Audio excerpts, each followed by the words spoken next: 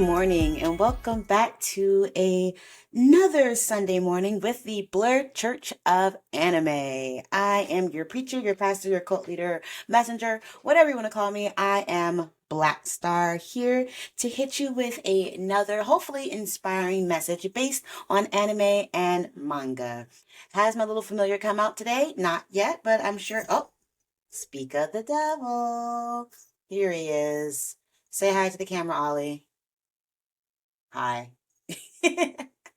For those who are listening to this, my cat jumped on to my lap again. And if you've ever seen an actual the video of these podcasts, he has been an avid I don't know, just a pop-up. He's just like a stuffed animal that shows up in the middle of me recording and then leaves when he feels like it, because that is a very cat-natured thing to do. As I like to call him, my little familiar. I hope you had a great week. There's been some weather-related things happening all across the U.S. I don't know about worldwide. I know there've been lots of things happening. I always say that I did not have a fantastic week. All weeks can't be great weeks. That's why sometimes you're gonna have times where, things become stressful or you hit with unexpected stuff. You got to deal with things. And that's part of life. It doesn't automatically make the week bad. So I wanted to say F to my last week. And if you also did not have a spectacular week, F to last week. I do believe that this week is going to be better. I don't think it's not awful to have, unhappy or ungood weeks. Me having such a stressful week this past week kind of helped tailor this message. So I'm preaching to myself this week as I was dealing with some car troubles, and then that also leads to financial things, which also leads to frustrations and I still can say I'm very happy that in the midst of all of the chaos that was happening last week, I had great friends I could lean on. I'm very blessed to have really great family who are supportive and will listen to me complain and help out as needed. And I know that's not the case for everybody. So I can definitely say in the midst of being oh, this week sucks, can be but it could be so much worse without, the community that I have around me. And I say all that to say, there is a huge streak of independence in me where I want to solve all my problems myself. I want to be able to do all these things by myself. It's important, to be self-sufficient. And I got to the point where I started thinking, man, if only I was the man with the plan. In the anime and manga, the super intelligent characters that always have a plan to the plan to the plan. Everything works out according to their machinations. Not cry Andre per se and let this grieving soul retire, because he is the inverse of that. He has no plan, but everyone else thinks that he does have a plan, which I think is hilarious. But I'm thinking about, the detective, the super smart detectives, or the tacticians, you kind of see. If you look at someplace like Log Horizon, the main character, he can be considered a tactician for his raid team.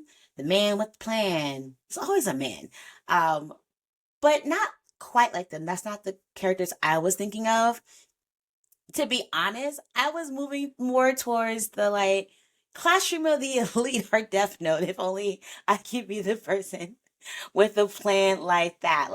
If I was Kiyotaka from Classroom of the Elite, just moving in the background, all the chaos coming my way, I can organize it and have people move it to my route. And then I was that felt kind of I don't know if he's ever had to deal with that per se. And I started thinking about Death Note and Light. And let's be very honest, I used to be a Light fangirl. Death Note had a hold on me in my 20s. When I was in college early on, the 2000s, 2008s, bruh. Back in college, I would go to Barnes and Noble and spend just hours there reading the manga off the shelves, because poor college student. And I was just looking for my next read. And I remember one time, it was during the summertime, so I was at an internship in New York, and I was at the Barnes and Noble and was reading. I got to Death Note. I read the first two volumes, but they're getting ready to close. And I was like, I gotta read this third volume. So like I bought the third volume with a little bit of money I had, went home, was reading it, had a flight to Chicago that next day, because I was in Chicago for a week for my internship. And then got off the plane in Chicago, was like, yeah, I need the next volume. And went, had like Googled the bookstores, grabbed an Uber, went to Borders, bought volumes 4 through 6. Still didn't last me the whole week, but I had no more money. I had to wait till I got back to New York. Ran through that manga like nobody's business. Uh, was a huge fan. Even when the anime came out, even when the movies came out, I was a light girly. And I can say that I'm no longer that way. I've grown, I've matured. Um, But there's something really interesting about someone so smart to be able to like figure their way out of any situation that is happening. And I'm not going to get into the moral actions of Light and Death Note. That is not the message I want to do today. But I do want to talk a little bit more about what does it mean to be the man with the plan and how does that show up. So yeah, let's talk about it. And if you don't know Death Note, first off, where have you been? But if you are a new fan, excuse me for my harsh tone, but Death Note is an extremely popular manga and anime and movie series. We are not talking about the disastrous Americanized Death Note that Netflix did. How dare they? Unless we're talking about making fun of it, then we can have a conversation. But very, very briefly, for those who are not initiated into Death Note, it tells a story of a guy named Light, a high schooler, who gets a notebook known as the Death Note. And the Death Note is a notebook where Shinigamis, death gods, write down the names of humans and causes them to, you know, cook the bucket pretty much. Shinigamis are able to prolong their lifespans by cutting people's lives short. And every once in a while, a Death Note's falling to Earth for whatever reason, typically because a Shinigami is bored and wants to see what a human would do with it. And that is the case with like the Shinigami Ryuk drops accidentally his Death Note. Light finds it and he's like, well, this could be a useful tool to create some good in the world. And thus starts Light's journey of nixing people with his Death Note to create a better world, as he likes to see it. Now, Light is extremely smart. He is top of his class, Japanese high school, superior type of student. Typically the would-be student council president type model students, although he's not on student council. He's good looking, very studious. His dad's a police detective, captain. I think he's high up there. Come from a good family, has a little sister, mom, all that good jazz.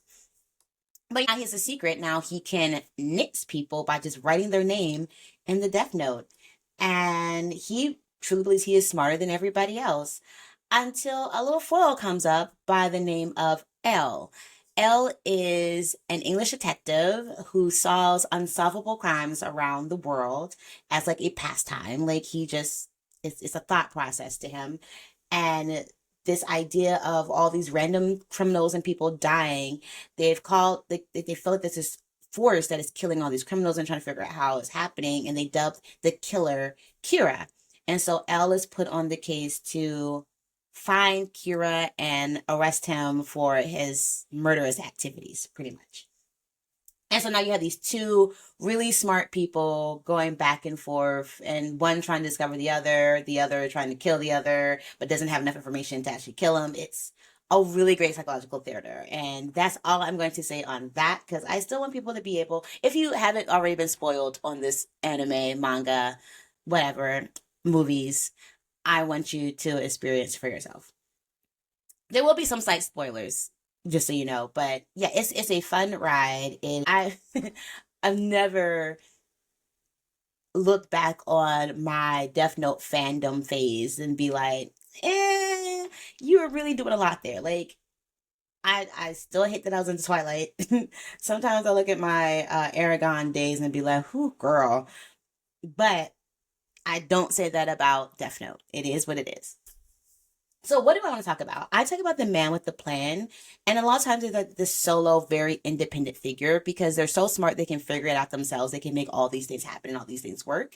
And I was realizing as I was going through some of the characters I was talking about, like Kiyotaka from Classroom of the Elite, and even Light, that they're kind of like manipulators and rather than tacticians. 'Cause I think there's a separate group of people who are the mans with the plans and they lead their groups kind of like in Log Horizon or anything that's kind of like D&D group adventures based, and you have the person in the back who kind of like guides the chess pieces so they can all fight well.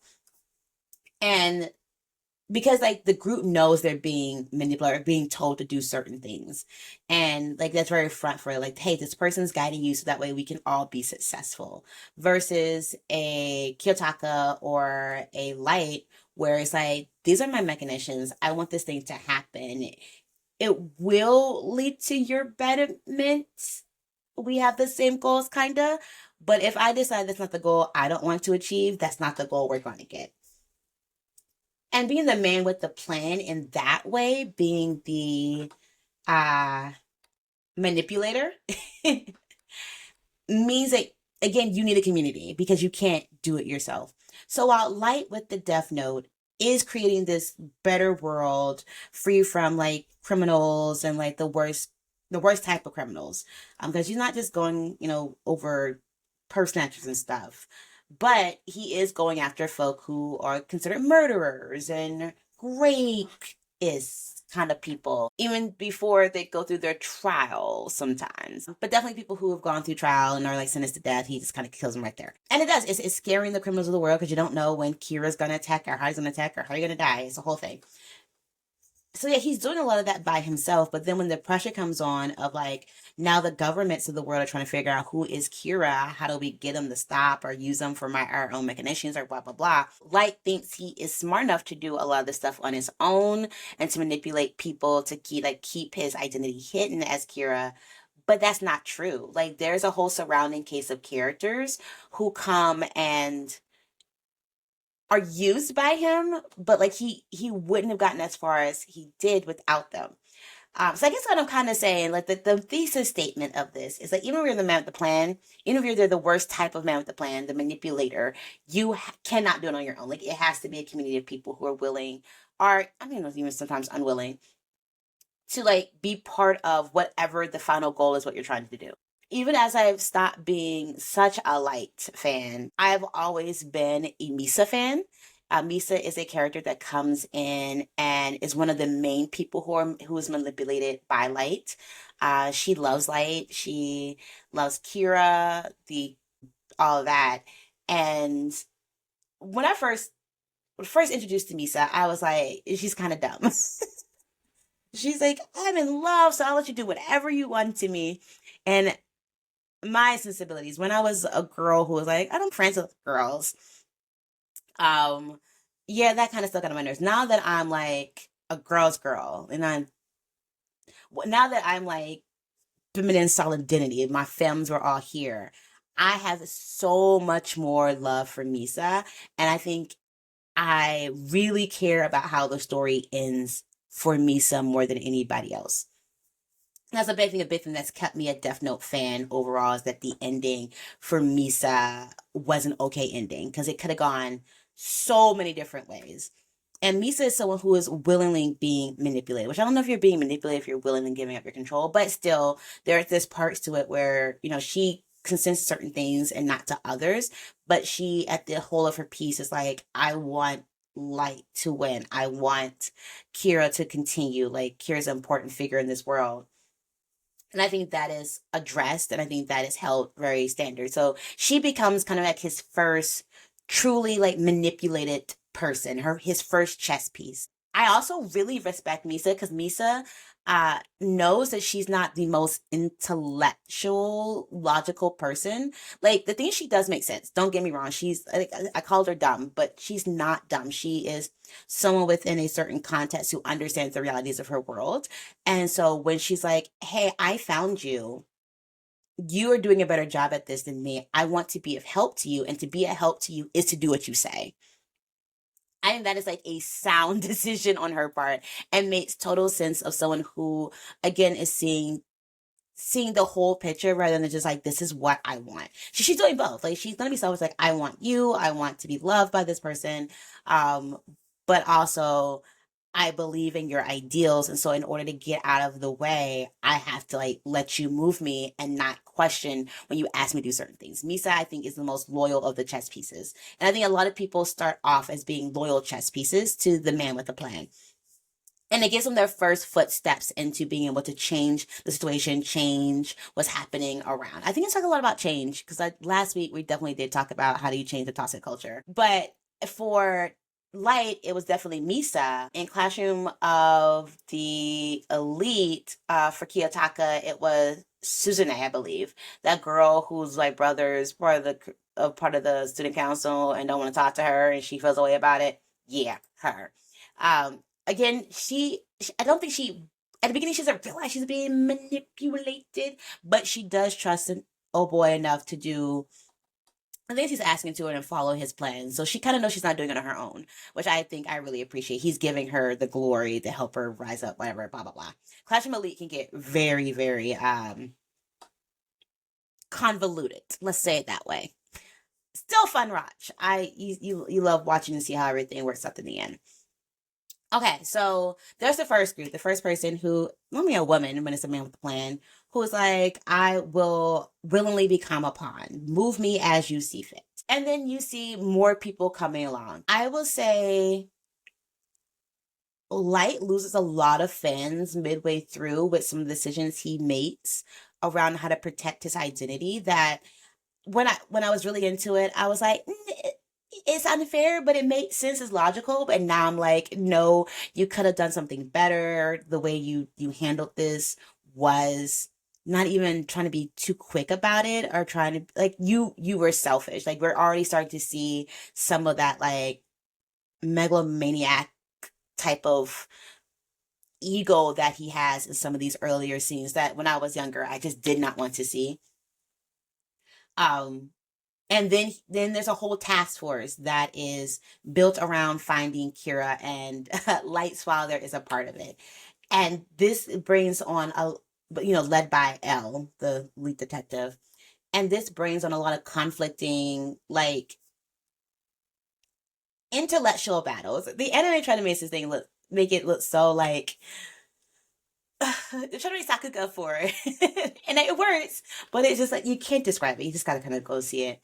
Um, and so all of these people eventually who are there trying to catch Kira become the pawns of Light to help keep him from getting caught. And there is another person I want to talk a little bit exclusively about, who I think is really important. And I think people don't appreciate this character as much as they should. Because he's definitely he's like background, not quite. They haven't made a spinoff for him too. So for y'all who are really, really, really deep in for those of y'all who are like really, really deep in the Death Note lore, you probably already know that I'm talking about Tota or Taro, as his like alias name is. Masuda. He is this young detective who gets put on the Kira investigation team, works with Light's father. He becomes a friend of Light throughout the series.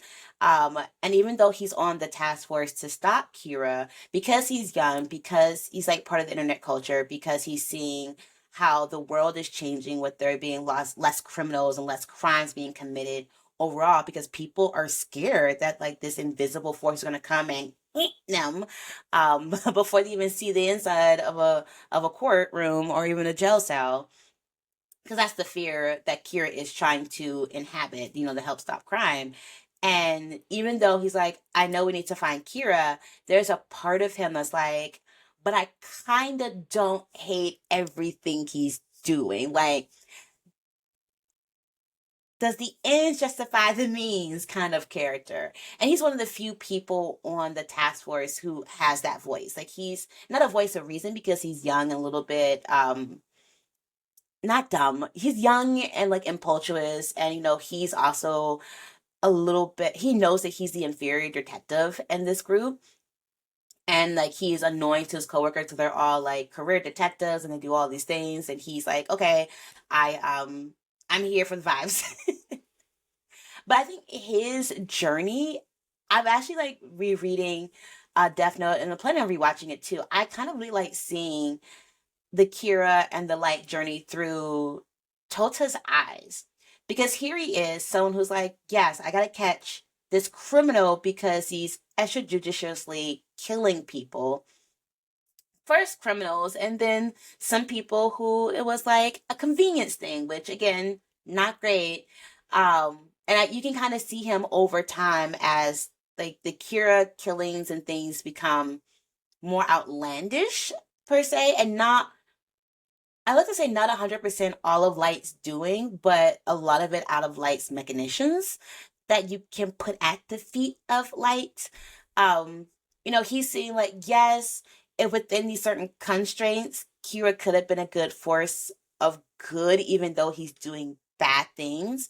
But as we go through like this whole situation and Kira continues to be active and like, more things are happening, he's like, ooh, this is something we could never truly control, and so we are left at the mercies of somebody's own ego, somebody's own sense of morality, which is very scary when you see them making decisions and nixing off people that are not exactly people you would consider need to be gone. Um and I think even to the end, like I think Toda in that last two episodes is like my favorite. That's how I get through it now.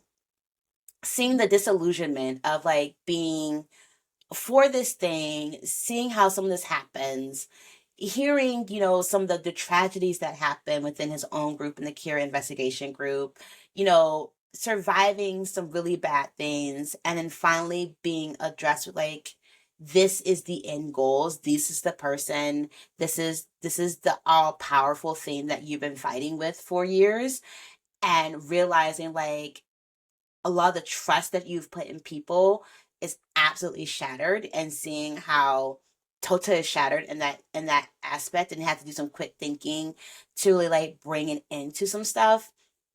It's not only heartbreaking, but I think it's also really important to know as someone who wants to be the man with the plan and machinations, that like at some point when you are confronted about the reasons you do things and morality around why you do it, there's going to be people who believe in you, people who willingly signed up, and people who didn't, to like be part of the overall plan, that are going to be disillusioned with the whys if you have not stuck to the morals of it all. And again, I'm not here to get into the morality of Kira or Light. I know there's tons of video essays and thought pieces. I mean, this has been going on for nearly 20 years at this point about Light's alignment. Is he lawfully good, lawfully evil, chaotic good? Is he neutral, neutral? Like, you can make a case, I think, for a lot of these things. Like, Light, as a high school student, started off with maybe good intentions, depending on what your own sense of morality and ethics are, and did not end that way, which I think is a really good character study of like, can you be an honorable assassin? Pretty much. Which I think anime tries so hard to give us options and understanding of honorable assassins. I watch a lot of assassin anime. And they're always giving me this character like, we do it for the good, and I'm like, okay, okay, if you say so. But yeah, I think people have different moral codes, and I'm not here again as a former light girly to litigate or address or defend his actions. I think there's some actions aren't undefendable. Like, I just can't. And towards that second half of the series, I do get very upset with Light over some of the choices he makes, mostly around Misa, because I'm here at the end of the day. I'm here for Misa. But yeah, I think it's really interesting. And me and my like, oh, I wish I was smart enough to be able to think through all the chaos that comes my way and like make it work out for me. I do know that again, I could not do it alone unless I had infinite resources. And even having infinite resources mean that I had to depend on other people and have a community of folk that work through it. Like nobody has a great information network being by yourself, right? How do you get information? You need to have other people help bring you that kind of stuff. And I think a lot of my messages come down to this idea that nobody is an island. Like even if you think you can handle all this stuff by yourself, you have the power, the wealth, the intelligence, the beauty, whatever, there are still people who help get you there. And I'm just wondering, like, do you use the people as pawns or do you use your people as like good resources? And yes, there is a difference. Like, I can talk about the tactician. Everybody knows we're going in with this goal. We're going to defeat this monster in this dungeon. We are going to go stop this war, go against the demon king. And you, as our tactician, you understand all our strengths and weaknesses. You make plans. We've trusted you over time to do the plans to get us to where we need to be, to get to the way. Maybe I may not always like your methods, but I have a say in saying like, hey, let's not do that again. Or can we find another route? Like you can challenge the tactician to find other ways of doing something to get you the whole group to a final goal.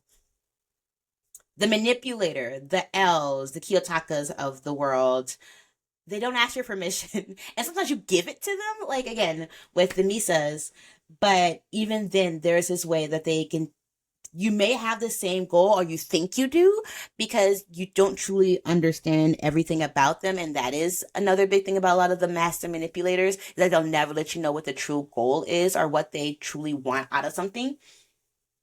But if you're like, okay, I give you this, if I'm your pawn, I don't have a say in how you push or move me. Maybe we do win in the end, but at what cost? Maybe I've been just this person over here that you've been using and not doing direct harm to the things that you're doing, but like I still have caused it. Maybe I am a victim of it as well, but because I believed in you, I thought of these things, there's a sense of like really bad things can happen because I don't know what the plan is. And I think even if I was somebody who could do all this stuff, if I had the intellectual prowess to move people and all this, and I could do this on a much smaller scale, but I'm nowhere near a light. I'm nowhere near a Kiyotaka. I'm nowhere near any of this. I don't want to be the person who sees my friends as pawns. I don't want to see the person who sees my resources, again, folk who support me and help me and, help the plans come to fruition as disposable or replaceable. Like, don't get me wrong. There are some ways where you do need to like relationships end. There's some people who don't serve you in the general good anymore. You have to end relationships. I think I'm gonna do a whole series on what it means to end relationships in healthy ways and all the reasons in relationships should end because that is real. But to look at somebody and be like, we ended this relationship because you're no longer of use to me, and then treat them like they're trash going forward is again that manipulator-esque kind of thing. But at the end of the day, any resources that I have, any people who are in my life and my community that I know will help me and help me get to the goals that I am setting, I again want to be more of a tactician than a manipulator to make sure that I'm doing it. Like I don't want to get to the end of the story, and even though I thought everything I was doing was for the good of the world, where someone who has been behind me for half of that time look at me and be like, I've been behind a monster. I don't ever want to be the monster in some. I don't mind being the villain in some people's stories. I don't want to be the monster in the story either, because I think that's a big difference too. That I want to be able for people to be like, okay, I may not agree with all your methods. Sometimes these things were hard for me, but I can see the end goal, and I know you're not just doing it for yourself. I see where you were trying to be methodical and ethical, and where your morals lie. And if I was part of that, even if I disagree, I can respect it. And I think at the end, there's a lot of loss of respect for light, which is a very important piece that brings me to like why the manipulators a lot of times don't get the ending they think they should get. I talked about this in death games before, but the Tomodachi game I think is another really good one where you have someone who used to be a manipulator start trying to be more a tactician and then reconciling with the way they try not to use their friends, their resources as pawns, although they pretended like they were using people as pawns. And the ending that they get to that was that because they were trying so hard to use resources instead of pawns, how the ending of that manga really turned out to be a bit of a redemption for him. And I think I want to end on that. Like, when I think about people who are the mans with the plans, again, it's always a male character. Y'all in the comments, like, if there is a man with a plan anime, a tactician, or master manipulator who is female, I would love to jump into that and, like, kind of talk through if there's any differences I see for gender reasons between, like, a male manipulator versus a female one outside of, like, sex. 'Cause I feel like a lot of times when they have, like, manipulating female characters, they're not the main character. They're like this side villain who is like using their beauty and allure as a way to manipulate men, which is not what I'm talking about. I want this intellectual being. But anyway, that's a side story. So in the comments, if there's animes that you know of, I might be not thinking about, where there's a female main character who is the man with the plan or the woman with the plan, let me know. I would love to bring that up and rewatch some of those, or if I have watched them before. But anyway, sorry, lost that thought. When you're a master manipulator, I don't think you have to end as a master manipulator either. That is Light's ending. Unfortunately, Kiyotaka is a very interesting one, where I think in Classroom Elite, I haven't finished all the Light novels, so I don't want to say what the ending is. I've mainly watched the anime and know a little bit of the future, but he's still right now in manipulator phase. We still have like 2 more years of high school to see what he does at the end of this, to see if he stops seeing his classmates as tools and pawns and more of resources, which I think you kind of do see in that 3rd season. And then, see how their endings turned out. Because I think if you only manipulate people, you don't get the ending where people respect you at the end. Even if you do win, especially if you lose, you're not respected. And I think at the end of the day, if I am orchestrating things to my needs, villain or not, I want to at the end be respected. And I'm gonna leave you with that. Again, I'm looking forward to this week. I think it will be better than last week. I've already, being here with you as the start of my Sunday of the week has already helped. And I, again, hope the same thing for you. All the lights and blessings and love and all the stuff of December. If you're getting hit with snow and storms and things, stay safe out here. If you're getting hit with cold that you're not used to, stay warm out here. Help somebody else. I know the holidays is a big time about giving and love and, thinking about the humanity of all. And that's great if you're thinking about it, but do something about it if you can. I know money gets tight around this time of year and in January. So remember, it's not all about the material things. It's making sure that you can live comfortably with the people that you love, and you can show acts of love to them that's outside of just giving people money or spending money. So as a quick little reminder to myself and to y'all as well. And again, I will catch you on the next time. Bye. The Blerd Church of Anime podcast is produced by Black Star, aka Lauren Tillman, written by Lauren Tillman, and hosted by Lauren Tillman. Music created by EL47.